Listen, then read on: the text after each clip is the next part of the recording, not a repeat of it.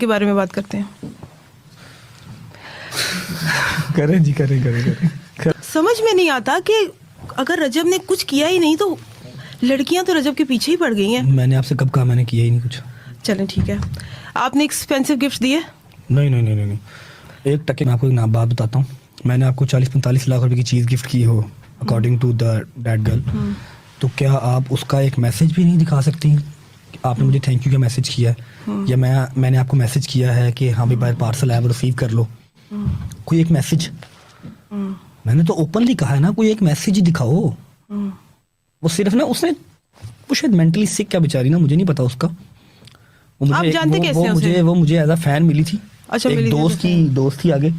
ये मतलब आपकी शादी के बाद की बात है? हाँ, जब आपको एज अ फैन मिली थी? तो हम लाहौर से निकले हुए थे, कराची थे हम ना, एक दोस्त के रेफरेंस से वो मिली थी। ठीक है। और वो बहुत रोध हो के आई थी कि मुझे एक बार मिलवा दें। और जब वो मिलने आई थी, खुदा की कसम खा के कह रहा हूँ, मैं मरण छे तो बैठा हूँ, मुझे कब्र नसीब ना हो मैं झूठ बोलूँ, आते ही जो है ना वो गले लग के रोने लग गई। मैं कहा तन्नू क्यों हुआ? कहती मेरी ख्वाहिश थी आपसे मिलना ना। अच्छा। मैं कहती अच्छा जी ठीक है ओके। मिले। तो नेक्स्ट डे सुबह नाश्ता लेके आ गई है, कपड़े शपड़े लेके आ गई ना। अच्छा। और 7 टैटू करवा के आ गई।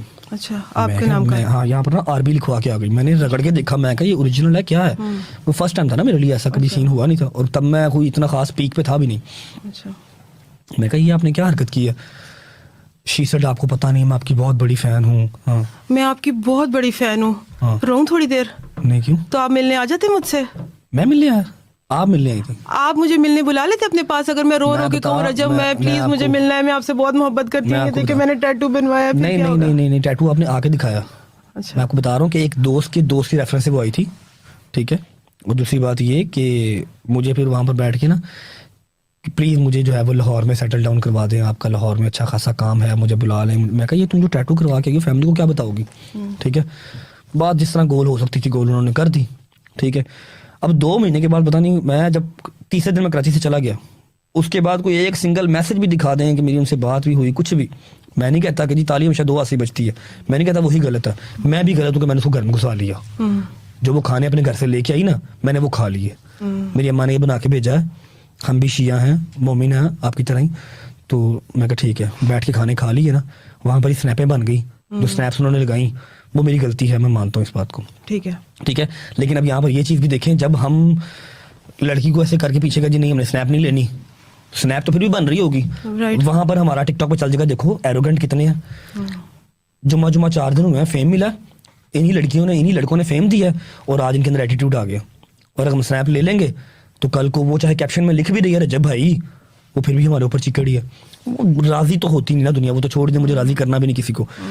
अब मैं तीसरे दिन कराची से निकला, अब मेरा उसके साथ बात करना बनता ही नहीं, ना मैंने की उससे बात, ना मैंने एक सिंगल मैसेज किया। मैं तो ओपन चैलेंज कहता हूँ कि भजन को एक सिंगल मैसेज दिखा दो कि मैंने आपसे बात की हो, कोई वीडियो कॉल दिखा दो, कुछ दिखा दो, ठीक है।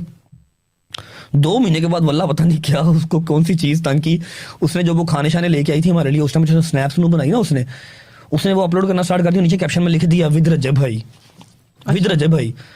अब लोगों ने उसको इतना वायरल कर दिया, उसकी वीडियोस पे आती थी 2000-3000 व्यूज़, उसके ऊपर आगे 4-4 मिलियन 5-5 मिलियन। फिर जिस तरह का दिमाग है उस तरह की बात होती है, लोगों ने वहाँ बात घुमा दी उस तरह की, ठीक है। फिर हमारे सबसे बड़े जो है ना, मैं कसूरवार कहूँगा पॉडकास्ट वालों को, इंटरव्यूज वालों को, ठीक है, इन्होंने 15-15 हज़ार 10-10 हज़ार दे के उसको बुलाया, उसको टिकटें दे के बुलाया, नेशनल टीवी चैनल पे बैठी वो पॉडकास्ट दे रही है और कह रही है 45 लाख की गाड़ी मुझे मिली है, हम करबला भी साथ गए थे, हम दुबई भी साथ गए थे। और वेरी नेक्स्ट डे वो खुद ही कह रही है कि मेरे पास कोई सबूत तो नहीं है ना। मैंने तो बात ही की है ना, सबूत तो नहीं है ना। जब उसको गालियां पड़ी हैं, जब लोगों ने कहा कि बेटा तुम हर जाना दमेंगी, या मैंने नोटिस दायर किया ना डिफेमिंग का, साथ ही वीडियो लगा दी, मेरे पास कोई सबूत तो नहीं है। 10,000 लोग उसके ऊपर बात करते हैं, मैंने कर दी तो फिर क्या हो गया? इलॉजिकल सी बात है, राइट। इस तरह चलते रहते हैं काम सारे। तो आपको लगता है आपके नाम से लोग व्यूज लेते हैं? आपको नहीं लगता? जब तक एलिगेशन ट्रिप्स की थी, जब तक एलिगेशन में एक्सपेंसिव घड़ियों की थी, तब तक तो ये कंसिडर किया जा सकता था कि वो आपसे फेम लेना चाहती है। और ये अब वो कह रही है फिजिकल रिलेशनशिप था, एक्स्ट्रा, जो कि एक्स्ट्रा मैरिटल अफेयर हो गया। आप मैरिड थे उस वक्त, फिर इसने ड्रिंकिंग की पार्टीज में लड़कियां बुलाई पता नहीं कहाँ से, इसने मुझे मारा, इसने मुझे वीडियोस डिलीट करने के लिए मारा। इस हद तक जब कोई इंसान आप पे एलिगेशंस लगाता है। 3 दिन कराची रहा हूँ, 2 दिन इससे मुलाकात हुई है, क्योंकि खाना शाना के लोग लेके आते थे। एक हमारी और दोस्त थी, उसका मैं नाम नहीं लूंगा, बेचारी दूर ऐसे दूर ही रहे, ठीक है।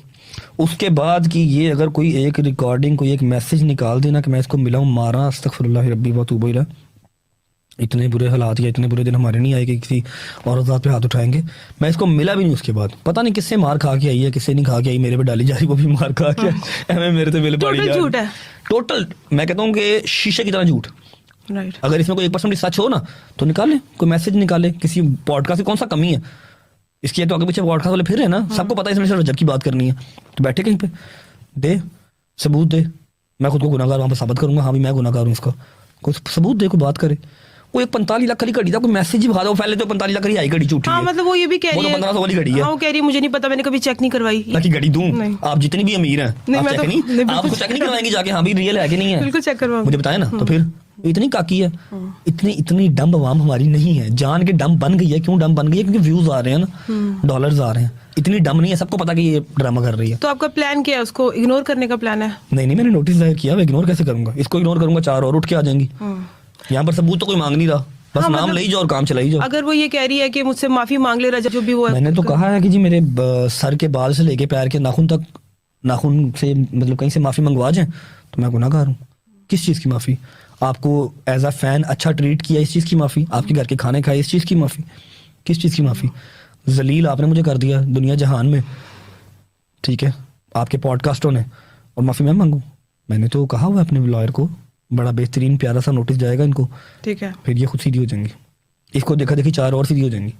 मतलब 4 और हैं, मतलब हम अब 40 होंगी और बड़ी गल है। तो रजब, जब ये सारी सिचुएशन हो रही थी फातिमा खान के साथ, ऑब्वियसली एज अ वाइफ ईमान ने बहुत इनसिक्योर फील किया होगा।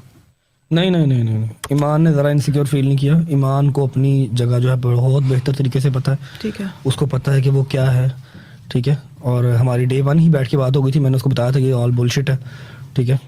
और जिस तरह के सिनेरियो उसने घर में देखे, मेरी लड़कियाँ आती हैं, मेरी माएँ आती हैं, मेरे भाई आते हैं, यार मेरे आते हैं, घर के अंदर ही रश लगा होता है ना, उसने ये सारी चीज़ें देखी हुई हैं कि किस किस हद तक फैंस जाते हैं ना। राइट। फैंस क्या, वो फैमिली मेम्बर ही हैं, ठीक है। जो घर के बाहर रश लगा होता है ना, डेली कोई ना कोई सीन ऐसा घर पे होता है, कोई तस्वीर बना के ले आता है, कोई क्या करता है, हाँ, वो तो क्या एक करता अलग बात है, उसने ये लेकिन चीज़ें देखी हुई हैं। एज अ वाइफ जब आप इस तरह की कंट्रोवर्सी सुनते हैं तो नेचुरली एक होता है कि यार वो उसके हस्बैंड का काम है ना, उसको किस तरह लूप में लेते हैं। लेकिन ऑनलाइन तो हमने देखा कि आपकी बड़ी मिसअंडरस्टैंडिंग लगा हमें कि हो हमारी गई है। मिसअंडरस्टैंडिंग इतनी थी नहीं जितना ऑनलाइन लोगों ने बना दी थी। अच्छा। अपने पॉडकास्ट, अपनी जो है वो इंटरव्यू सबने चमका लिए थे, हमारी कोई ऐसी अल्हम्दुलिल्लाह बात थी ही नहीं, ठीक है। क्योंकि मैं मुल्क से दूर था, मुझे उसको मिले हुए 2-4 माह हो गए थे, ठीक है। तो वो अपने घर पे थी, ऑब्वियस बात है वहां पर वो क्या ही हाँ, करे, ज़्यादा वो प्रेग्नेंट थी, ठीक है। दूसरी बात है कि सुबह 8 बजे मेरे घर के बाहर लोग आ जाते हैं, शोर शराबा मचा रहता है 24/7। मेरे घर वाले तो आदी हो गए इस चीज़ की, वो इस चीज़ की आदी नहीं है, वो यूज्ड टू नहीं है इस चीज़ की। वो जिस फैमिली से आई है वो बहुत काम लोग है ना, राइट। अपने काम से काम रखने वाले, तो इसलिए उसको अपने घर भेज दिया था। उस चीज़ का भी इतना स्यापा डाल दिया, उस चीज़ का भी इतना मसला डाल दिया। मुझे कोई एक पॉडकास्ट, कोई एक इंटरव्यू निकाल के दिखा जहाँ पर ईमान ने कहा जी हमारे बड़े मसले चल रहे हैं। ऐसे प्रॉब्लम अज्यूम ही होते है, हैं। वो अजम्पशंस ही हैं सबकी, राइट। सबकी अजम्पशंस ही हैं, और अजम्पशंस ही रह जानी है। राइट। इधर वो जो फ्यूचर देखने वाले थे उन्होंने तो तलाकें करवा दी, हाँ, वो तो उन्होंने कहा खैर जी तलाक हो गई। किथे आओ माई, मैं कहा ओ माई कितने गई है भाईजान, अल्लाह की जात के अलावा कोई आपका फ्यूचर ना बना सकता है ना बता सकता है, ठीक है। पहले उसने कहा जी तलाक हो जाएगी, मैं कहा कट के ले आओ माई कितने गई। फिर उसने कहा जी इसकी बेटी है, मैं कहा माई तेरे मुंह च घ्यो ते शक्कर, अल्लाह करे बेटी हो बेटी हो, हाँ। गई, ठीक है। लेकिन फिर माई झूठी पै गई, बेटा हो गया। अल्लाह ने कहा माई तेरा तो मैं फ्यूचर खराब करना ही, तू जरा